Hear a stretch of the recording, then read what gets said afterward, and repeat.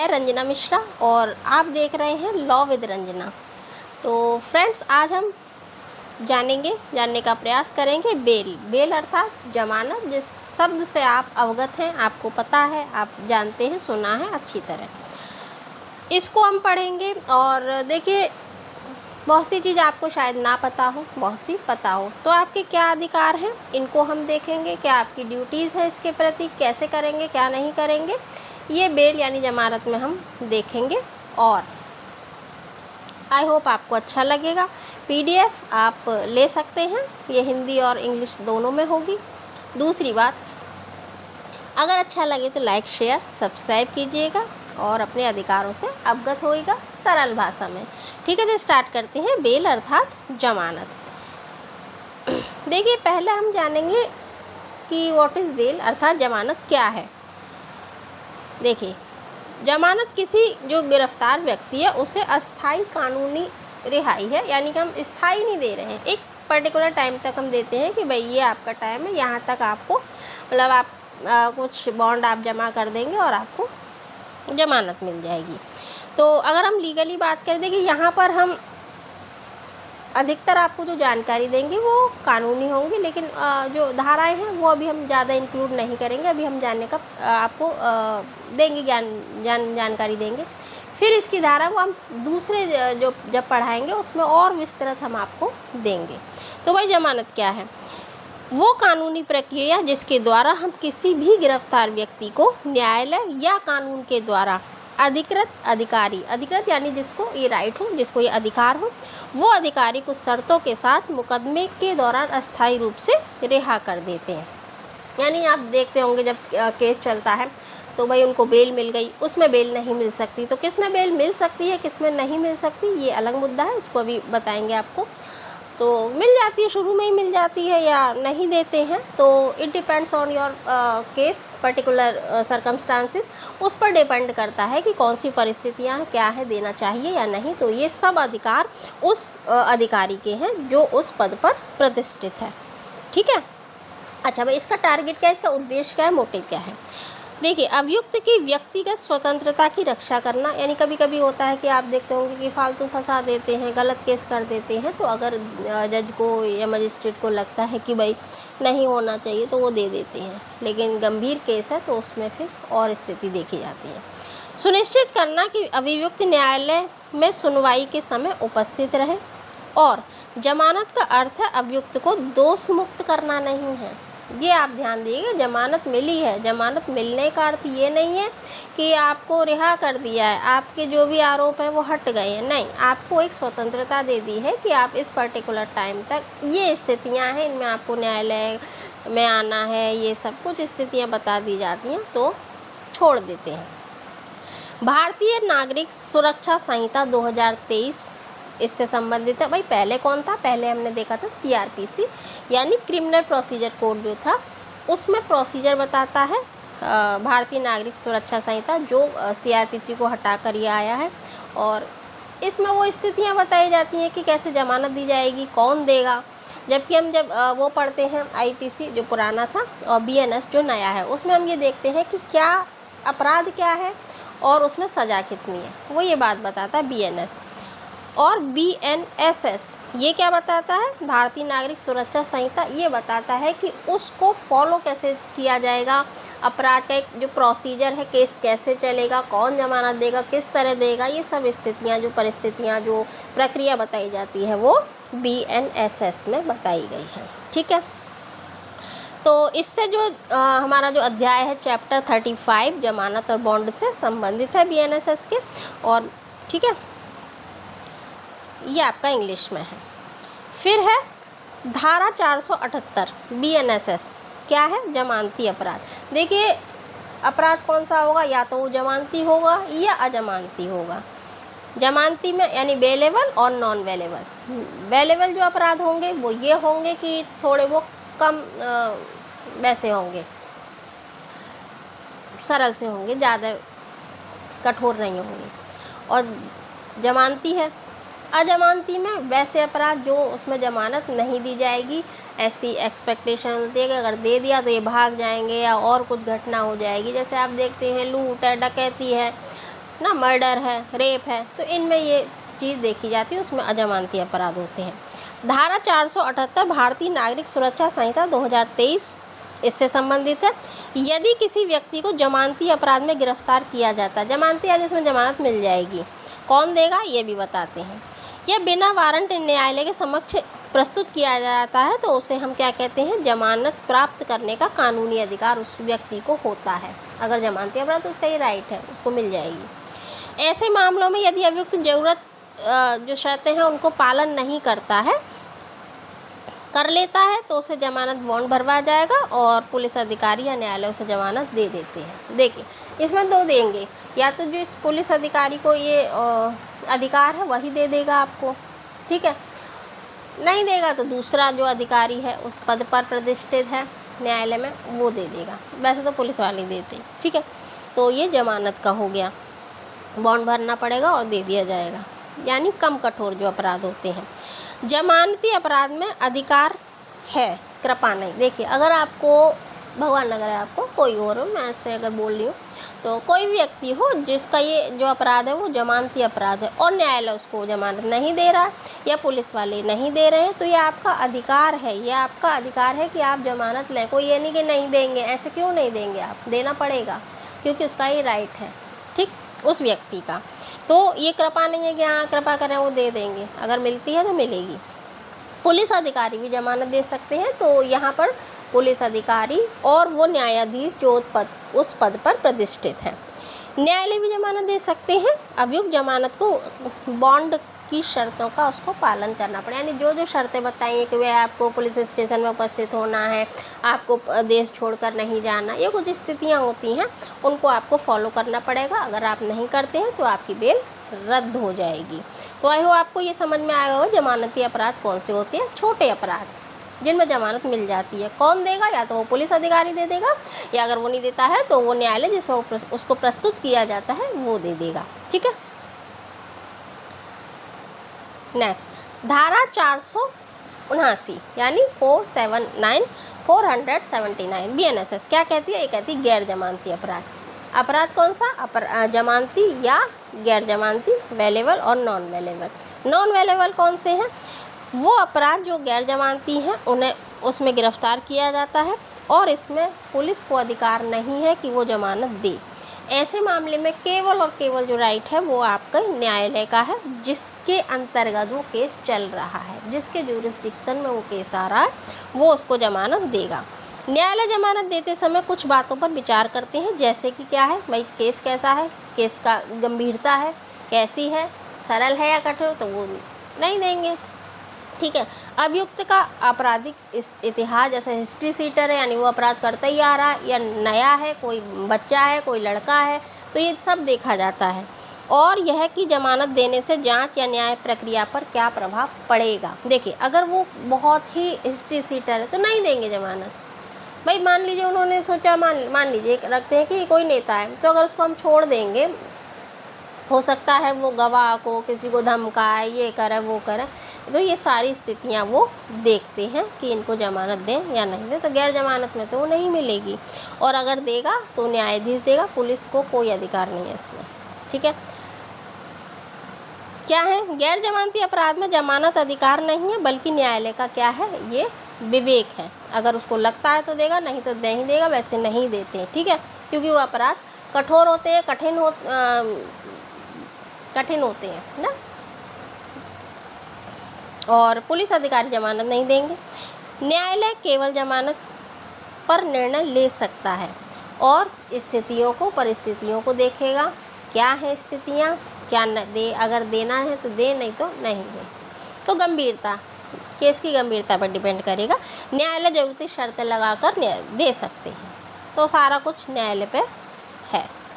जमानत के प्रकार, हमने जमानत देखी दो तरह की, वेलेबल, नॉन वेलेबल। अब उसके प्रकार कैसे हैं जमानत के, कि नियमित जमानत है या अंतरिम जमानत है, ठीक है। तो नियमित जमानत यानी रेगुलर कौन सी होती हैं, ये जमानत मजिस्ट्रेट या सत्र न्यायालय जो हैं वो देंगे अभियुक्त को, यदि वो आवेदन करेगा। यानी कि भैया तुमको अधिकार है तुम ले लो, नहीं, वो आवेदन करेगा, उसको उसके वकील के द्वारा उसको आवेदन करना होगा। और इसमें क्या होता है, धारा 478 के तहत और धारा 479 जो गैर जमानती है के तहत दी जाती है। मुकदमे के दौरान जब केस ही ख़त्म हो गया तो जमानत की बात ही ख़त्म हो जाती है। तो जाहिर है जब केस चल रहा है उसके दौरान ली जाएगी। शर्तें लगाई जा सकती हैं, क्या? उपस्थिति, पासपोर्ट जमा करवा सकते हैं और गवाहों को प्रभावित ना करना, ये कह सकते हैं। अगर उनको लगता है प्रभावित करेंगे तो जमानत नहीं देंगे, रद्द कर सकते हैं। अंतरिम जमानत कैसी होती है? वो जमानत अस्थायी होती है, ठीक है, अंतिम आदेश होने तक या नियमित जमानत मिलने तक दी जाती है, अंतरिम होती है, ठीक। आपातकालीन परिस्थितियों में दे देते हैं, मतलब पहले से ही इसके लिए अप्लाई कर देते हैं।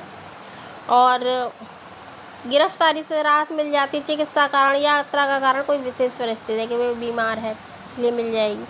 तो यह अल्पकालिक होती है, यानी थोड़े समय के लिए होती है और नियमित जमानत का विकल्प नहीं है।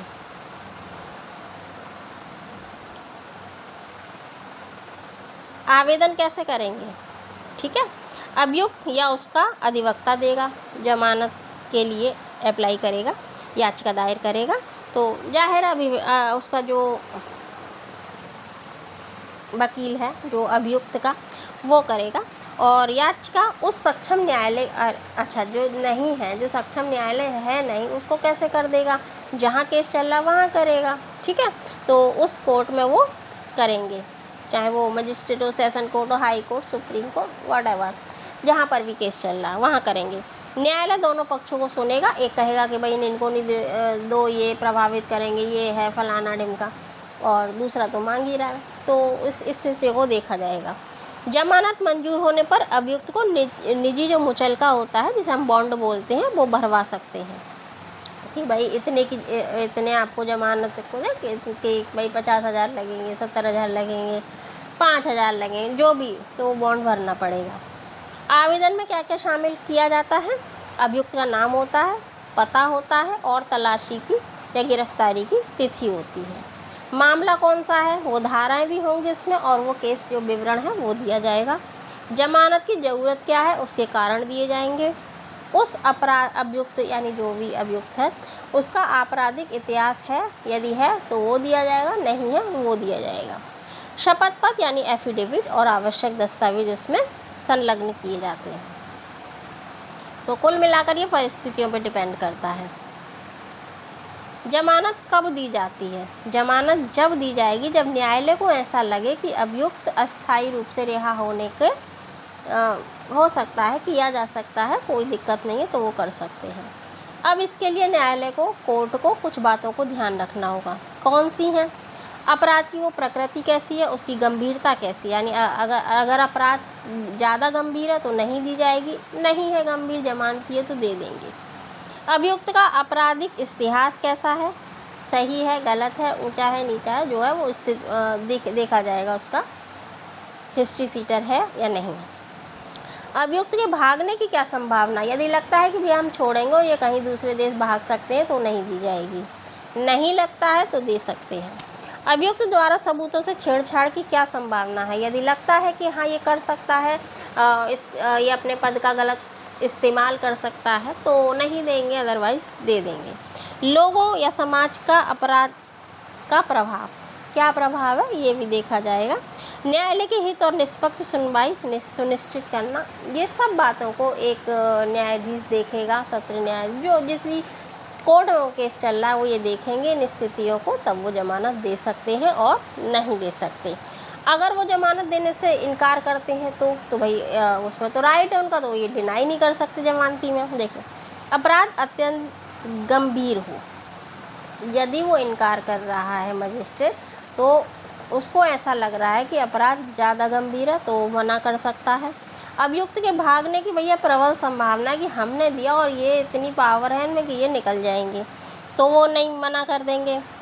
ऐसा लग रहा है कि वो एविडेंस से, साक्ष्यों से छेड़छाड़ कर सकते हैं तो भी वो मना कर देगा। अभियुक्त गवाहों को प्रभावित कर सकता है, अपना गलत इस्तेमाल कर सकता है कि भाई दबंग है और वो कर सकता है, तो भी मना किया जाएगा।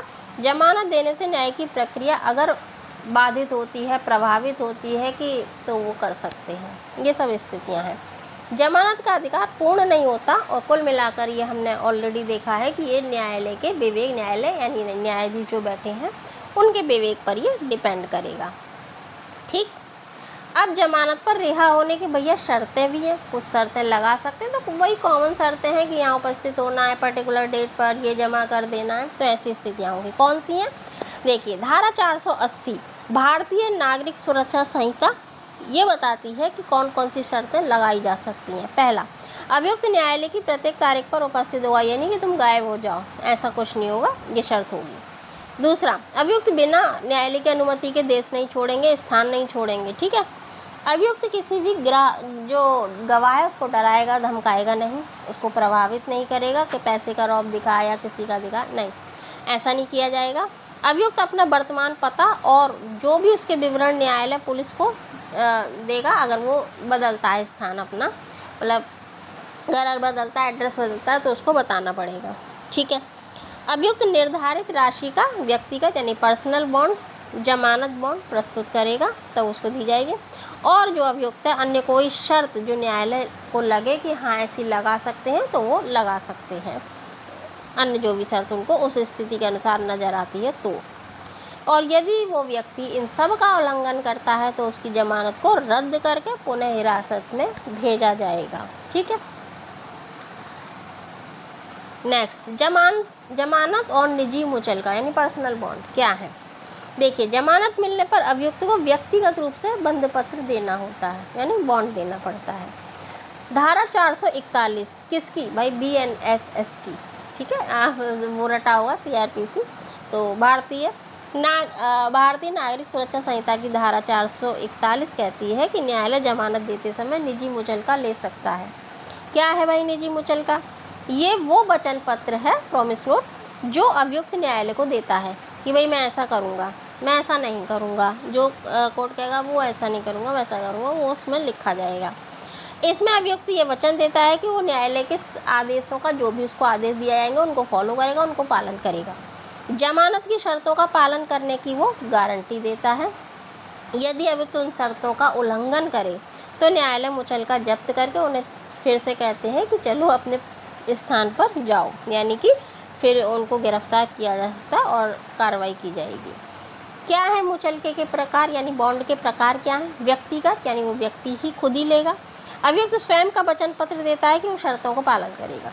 दूसरा, जमानतदार मुचलका यानी श्योरिटी बॉन्ड, कोई अन्य व्यक्ति, कहते हैं जैसे आपने सुना होगा, अरे हमने उसकी जमानत ली है, हमने उसकी जमानत ली है, तो यानी दूसरे व्यक्ति हैं वो जमानत ले रहे हैं। कोई नौकरी पर ले लेता है, कोई किसी साधन वाहन पर ले लेता है, तो कोई अन्य व्यक्ति ये वचन देता है कि वो अभियुक्त शर्तों का पालन करेगा, मतलब उसकी तरफ से हम दे रहे हैं कि वो ऐसा करेगा।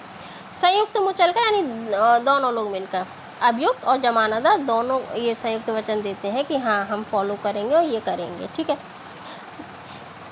मुचलका क्या है? जमानत का विकल्प नहीं है, ये जमानत मिलने की एक शर्त है। ठीक है।